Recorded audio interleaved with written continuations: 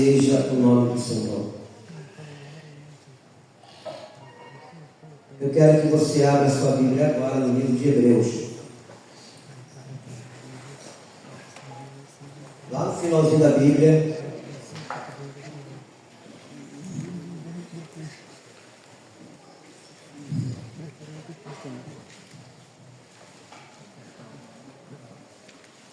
Eu quero falar nesta manhã sobre a bênção advindas da morte de Jesus. E aqui no livro de Hebreus, capítulo 2, vou ler a partir do versículo 14. Gostaria que você ficasse de pé mais uma vez.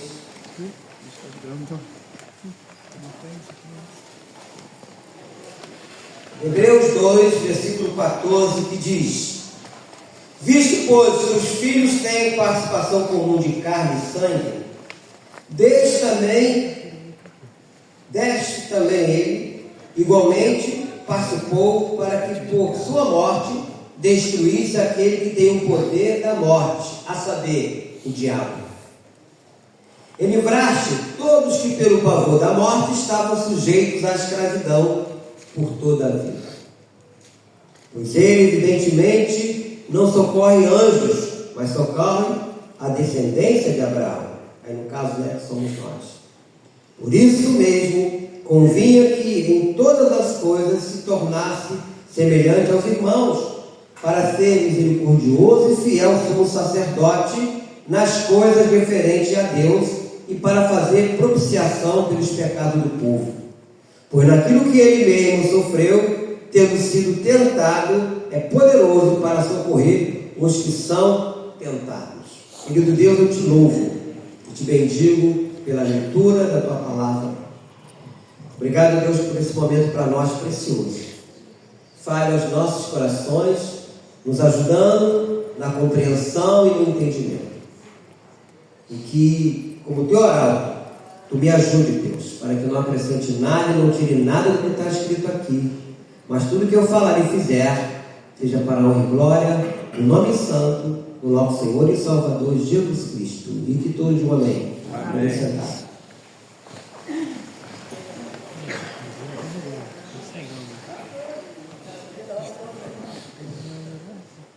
Milhares de pessoas morrem todos os dias.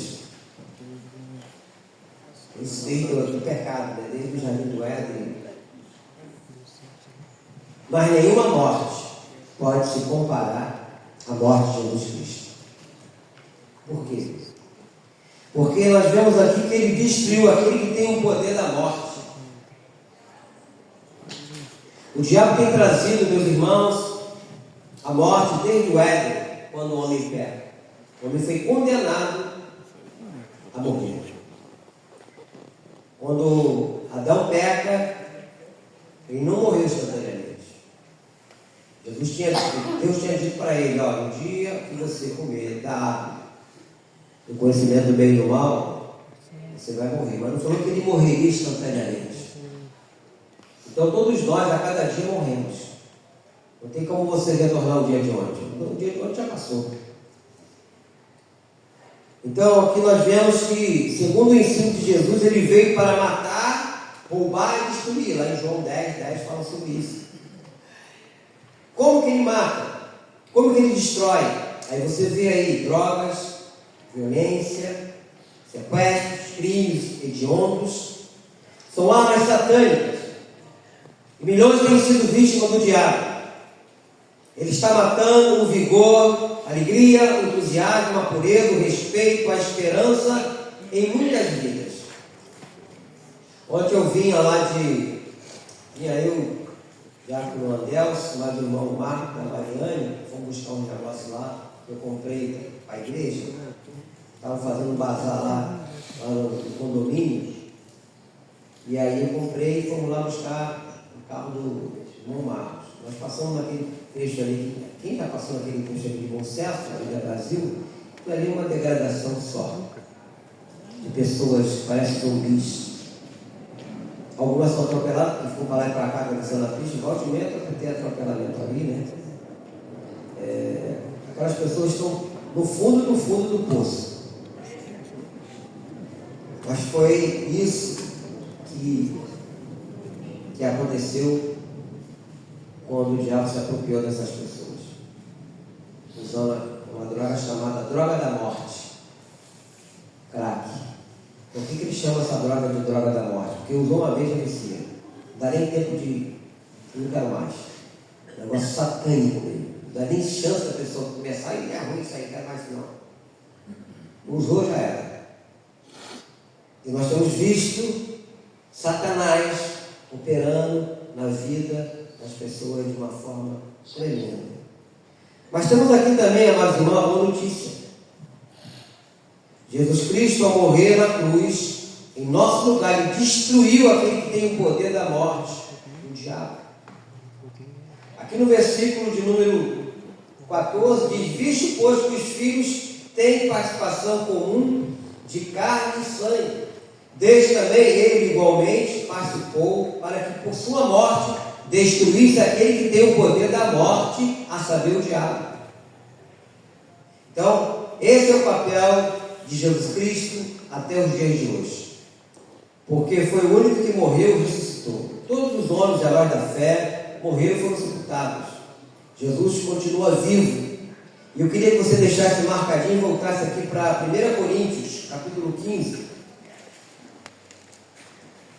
Primeira epístola de Paulo aos Coríntios, capítulo 15. É o versículo de número 54.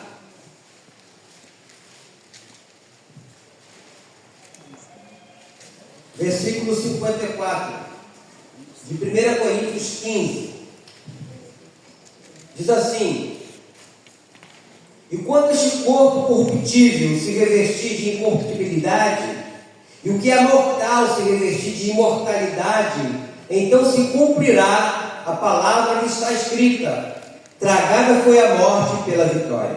Onde está, ó morte, a tua vitória? Onde está, ó morte, o teu aguilhão?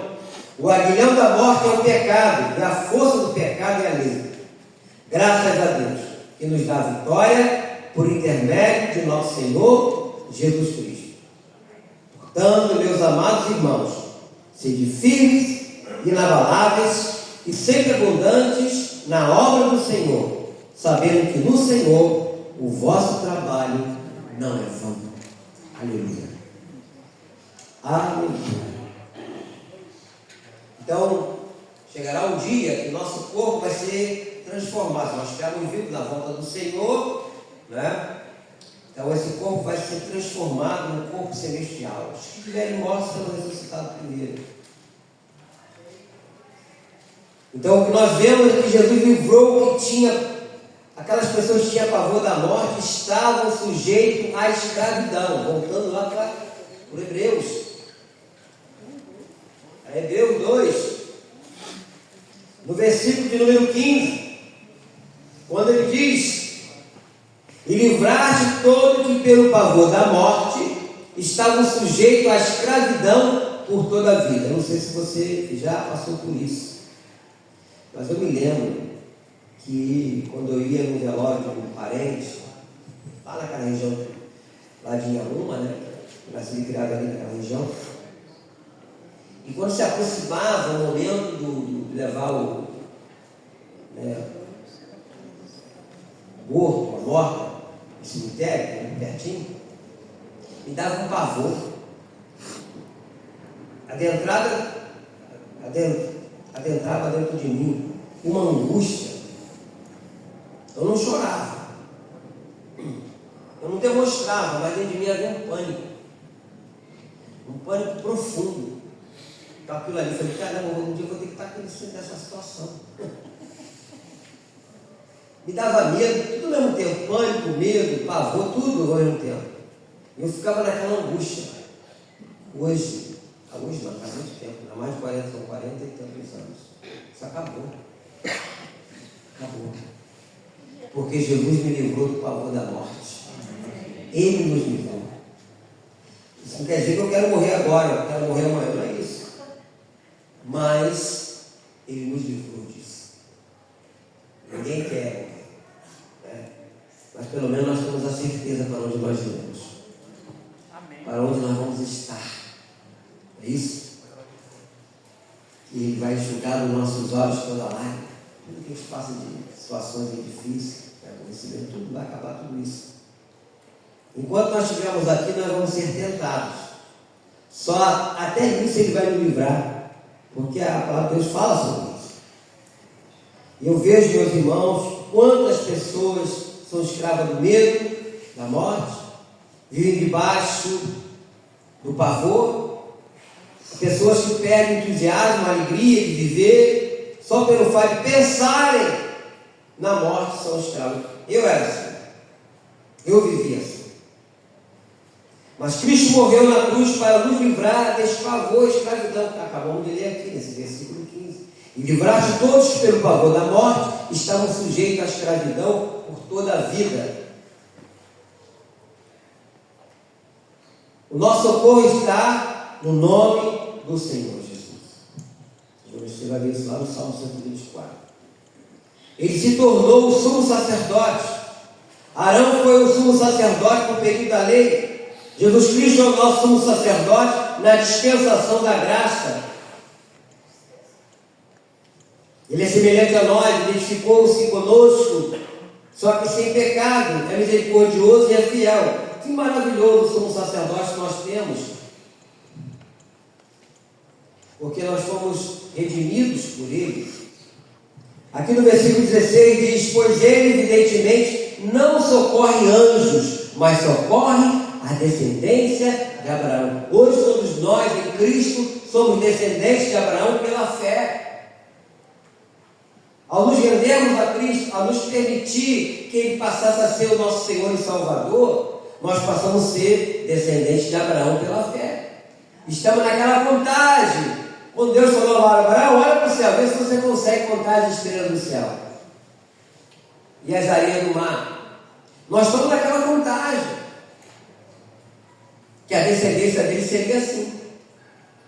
Cada pessoa que se rende a Cristo entra nessa linhagem, nessa contagem de descendentes de Abraão. Porque ele não socorre anjos, mas socorre os descendentes de Abraão, que somos nós.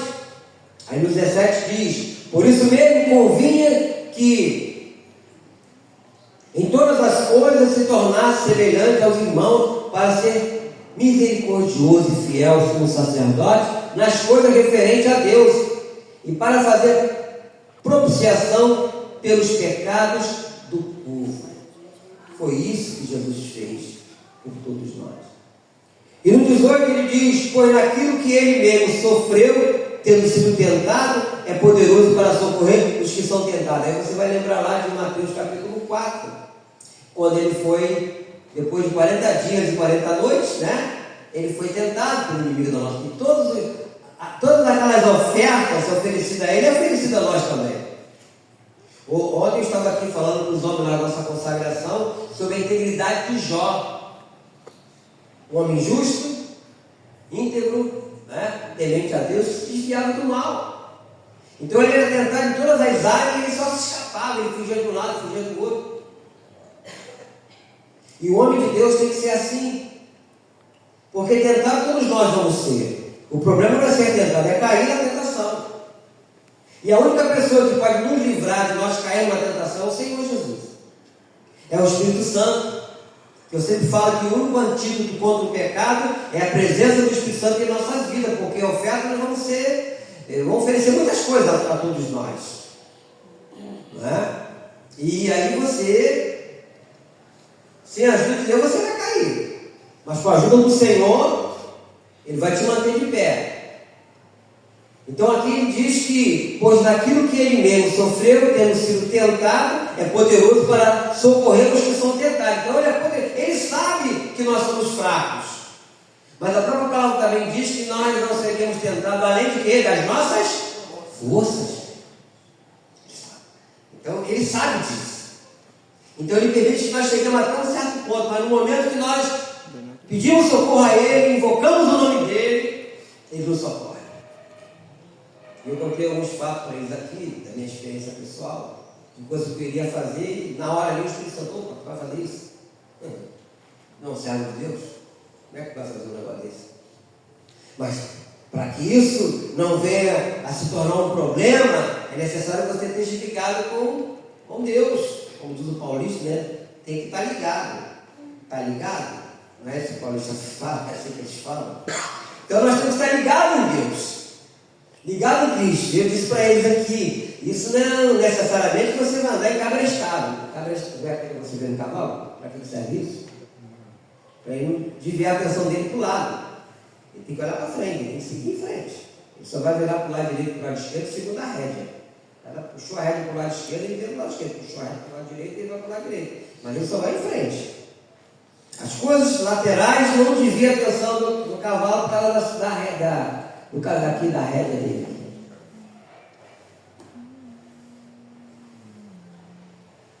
E para que nós tenhamos essa proteção, é necessário que sejamos alinhados à sua verdade, à sua palavra, seus ensinamentos, porque hoje ele é o nosso sumo sacerdote. Naquilo que ele sofreu, ele é poderoso para socorrer os que estão sendo tratados por ele, porque aqui fala de tentação. Ele passou por isso, só que ele não pecou, porque ele era Deus. Mas dá exemplo de como se safar. E muitos hoje usam até a própria palavra de Deus para enganar as pessoas. E o diabo usou a palavra de Deus. Quando manda ele subir no pináculo do templo e se atirar lá embaixo. O diabo usou lá o Salmo 91, se eu não me engano, é o versículo 11 ou 12. Está escrito: aos meus anjos dará ordem a teu respeito, e eles te sustentarão nas suas mãos. Seria um grande espetáculo, não é? Imagina Jesus pulando lá de cima, e os anjos aqui embaixo parando. Imagina se fosse no dia de hoje, a mídia estava toda lá para ver isso aí. Mas você vai observar, Jesus nunca gostou de espetáculo. Até as pessoas que eles curaram agora não falam para ninguém. Ele nunca gostou de espetáculo. Hoje eu tenho dificuldade de ouvir falar show da fé, show disso, show daquele outro. Eu tenho dificuldade com isso, pessoalmente, né? Então, como eu falei, a tentação em si não é pecado. Ela não procede de Deus, que eu disse lá em Tiago 1,13. Mas pelo fato de ter Jesus sofrido, a tentação é que Ele é poderoso para nos socorrer quando somos tentados. Ele está aqui nesse versículo 18. Então, temos tudo isso porque Jesus deu a sua vida por nós. Porque é o único nome que nós podemos invocar, é o nome de Jesus. Não existe outro nome. Nós temos vários personagens bíblicos, né, que estão no rol dos santos, né, dos heróis da fé, mas nós não podemos invocar o nome deles. Nem Maria, nem José, nem João, porque eles morreram e foram sepultados. O morto não pode fazer nada, só o vivo. E Jesus está vivo, e está aqui. Amém? Só Ele. É o único nome. A Bíblia fala que é o nome que está acima de todos os nomes, onde um dia todo joelho se dobrará e confessará que Ele é Deus, que Ele é o Senhor. Mas aí será tarde demais, porque vão confessar e ainda vão para o inferno. Mas nós fazemos isso hoje aqui. Nós temos a absoluta certeza que o Deus que nós servimos está vivo. Por isso que a nossa cruz é vazia. A nossa cruz é vazia por causa disso. Porque Ele vive. Amém. E nós podemos crer no amanhã. Aleluia. Amém. Nós podemos crer no amanhã. Porque Ele vive. Estarmos aqui, amados irmãos, é um grande privilégio. E daqui a pouco vamos participar da Eucaristia, a mesa, o nosso Senhor como nosso anfitrião. Vamos estar nos alimentando de um pedaço de pão que simbolicamente representa o corpo de Cristo, o cálice simbolicamente representa o sangue de Cristo, lembrando o seu sacrifício, que é assim que Ele nos ensina. Todas as vezes que nós comemos do pão e bebemos do cálice, nós estamos anunciando a morte do Senhor até que Ele venha. Então nós estamos sempre lembrando, para nunca nos esquecermos. E quando falo de nunca nos esquecemos, é em qualquer momento. Nós não podemos esquecer de Jesus. Eu não posso esquecer do que Ele fez por mim. Ele ter dado a sua vida por mim. Eu não posso esquecer dos lugares que eu andava, aonde eu ia, as minhas amizades, do que eu fazia e do que Ele me libertou, daquilo que eu acreditava, que eu achava que era verdade. Havia escama nos meus olhos, como nos seus também, meus irmãos. E essas escamas foram tiradas. Não é verdade? Tudo isso foi tirado. Nós estávamos presos em correntes, em grilhões, e essas correntes foram arrebentadas por Jesus Cristo. Nós estávamos vivendo uma vida amarrada nos conceitos deste mundo, nas filosofias deste mundo, nas tradições deste mundo, porque nós estávamos enquadrados no todo mundo. Mas a Bíblia fala que nós não somos todo mundo, nós somos filhos de Deus, e nem todo mundo é filho de Deus. Por isso que aqui estamos. Por isso que toda a primeira semana, no caso, primeiro domingo do mês, nós participamos, né, desse momento. E é um momento de gratidão, amados irmãos. É um momento de gratidão. Você nunca deixe de participar da mesa, da ceia, por nada, se aborreceu, falou uma bobagem nessa semana. Não faça não. Pede perdão a Deus. Seja sincero. Faça como Davi. Seja sincero, não coloque a culpa em ninguém pelos seus erros. Levante a cabeça e participe. Porque todas as vezes que nós participamos, nós estamos dizendo, como já falei várias vezes, não para o mundo, não para nós mesmos, sim para Deus. Nós queremos continuar. E ao participarmos, nós estamos também renovando nossas forças com o Senhor. Porque foi Ele que nos livrou. Eu achei esse versículo aqui, o último versículo, muito próprio. Pois naquilo que Ele mesmo sofreu, tendo sido tentado, é poderoso para socorrer os que são tentados. Então Ele é poderoso, porque foi Ele que nos livrou de todos os nossos pavores, vamos dizer assim, da morte. Nós estávamos sujeitos à escravidão por toda a vida. E quantas pessoas são assim, vivem hoje assim? Vivem hoje assim. Mas Jesus Cristo continua com as suas mãos estendidas, dizendo: vinde a mim. O privilégio foi quando nós aceitamos esse convite. Mas há pessoas que são convidadas, mas não querem. Mas é um problema de cada uma delas. Problema de cada uma delas. Por isso que Ele venceu a morte em nosso lugar. Mas toda esta obra de Jesus só terá valor para você, para mim, no momento em que estivermos prostrados aos seus pés da cruz e entregarmos a nossa vida completamente a Ele. E não permitirmos mais que nada neste mundo interrompa a nossa caminhada, a nossa jornada, né, com o nosso Senhor. E eu entendo, meus irmãos, que saber fatos a respeito de Jesus não é o suficiente. O que significa agora para você a morte e a vitória de Jesus? Você tem que parar para pensar e valorizar, como já falamos várias vezes aqui, quem nós somos e quem é o nosso Deus. Hoje, nós somos filhos de Deus. Filhos. Separados, né, por Ele. No meio de tudo que você está vendo de podridão desse mundo. O mundo está em ebulição. Tudo que está acontecendo está programado na Bíblia. Guerras, rumores de guerra, fomes, terremotos. Olha aí do lado do Brasil, em vários lugares. Pai contra filho, filho contra pai. É isso? Está acontecendo. Está tudo no script. Nada está acontecendo assim, por acaso. Mas louvado seja o nome do Senhor. Com tudo isso, nós temos a garantia de um dia estar com o nosso Senhor. E aí não haverá mais pranto, não haverá mais dor, né? Nada que nós temos tomado conhecimento, até que acontece conosco, não vai acontecer mais. Porque vamos estar com o nosso Senhor para todo sempre. Amém. Esse é o meu sonho, meus irmãos. Você não tem noção do sonho que eu tenho de estar com o meu Senhor para todo sempre. Nós resolvemos problema aqui e acolá, de repente aparece um outro, de repente o outro. Quando parece que vai dar uma aliviada, vem outro. Esse é o mundo que a gente vive. Mas existe uma esperança para todos nós. Eu queria fechar mais uma vez aqui, lendo um versículo que eu gosto muito. No livro de 1 Coríntios 15. Nós lemos Coríntios 15, versículo 54.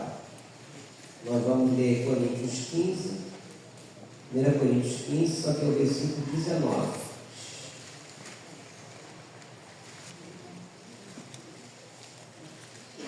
Você vai ler junto comigo esse versículo de número 19.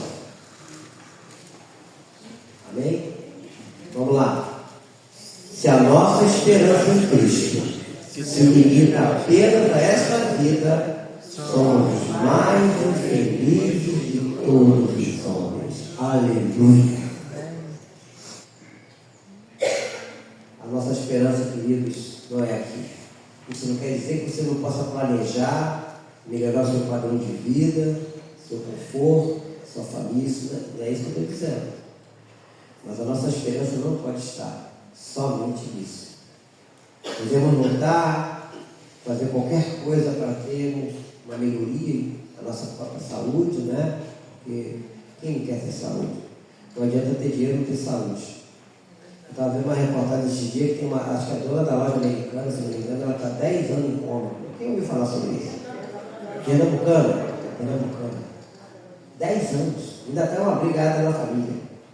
Não vai dormir. 10 anos mesmo. A mesma cama. Aquele corredor Schumacher, né? Quantos anos tem? Mais 10 anos. Rico. Vai lá no hospital, que eu já fui lá no Samaritano, lá na Barra, Botafogo. Caixa trabalhou lá. Vai lá no Hospital Vitória. Vão no hospital que eu já fui. São Lucas, Copacabana, Copa Dó, Barra Dó, Rio Dó. Você lembra de dó, tudo que é dói. Se imaginar, eu já fui. Gente riquíssima. Tem lá o Popstar, que é Popstar é o top dos tops. Né? Está cheio de gente lá. Com toda a grana que eles têm. Vamos lá. Que você seja grato a Deus, meu irmão, minha irmã, por estar aqui. Amém. Seja grato a Deus pela sua vida, pela sua saúde. Ah, pastor, minha saúde não está 100%. Tem gente que não tem nem 5% de saúde. Nem 5%. Seja grato a Deus, agradeça a Deus. Seja fiel a Ele, que a nossa esperança não está neste mundo, nessa vida. Como acabamos de ler aqui. Se a nossa esperança em Cristo se limita a esta vida, nós somos os mais infelizes de todos os homens. Amém? Curva a sua cabeça. Amado Deus, Pai Celestial, exaltado seja o Senhor pela mensagem desta manhã. Obrigado, Deus, por ter falado a todos nós, uma curta meditação, mas de grande importância, penso eu. Se nós estamos aqui, ó Deus, porque fomos libertos, nós somos livres, nós somos pessoas livres, porque foi o Senhor que nos libertou do império das trevas, nos transportou para o reino do Filho do seu amor. Nós estamos aqui, ó Deus, porque um dia o Senhor nos tirou de um poço de perdição e de um tremedal de lama. E tem colocado nos nossos lábios um novo cântico. Muito obrigado, Deus. Muito obrigado, Senhor. Obrigado pelo teu grande amor por todos nós. Obrigado porque vivemos num mundo hostil. Vivemos num mundo imoral. Em que a injustiça impera, mas aprove o Senhor nos libertar e nos salvar. E nós aqui estamos mais uma vez para essa comunhão do partir do pão na mesa, contigo como nosso anfitrião.